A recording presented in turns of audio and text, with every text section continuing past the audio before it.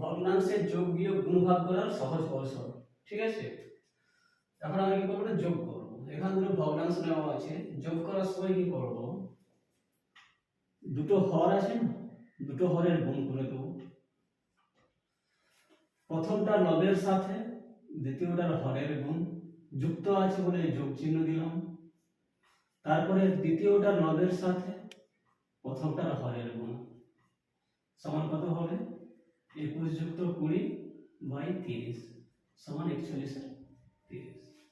যদি ওটা বিয়োগ থাকতো তখন কি করতাম, এই যুক্ত জায়গায় বিয়োগ চিহ্ন দিয়ে দিতাম, 21 - 20 হয়ে যেত, তখন হয়ে যেত 31। যদি গুণ থাকতো 7/10 গুণিত 2/3, তখন কি হতো, লবে লবে গুণ আর হরে হরে গুণ।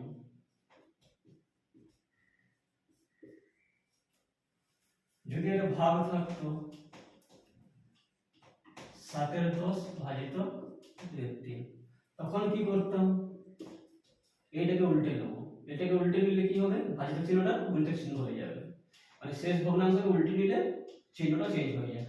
তখন কি হবে, 7/10 গুণিত 3/3, উপরে উপরে গুণ, নিচে নিচে গুণ।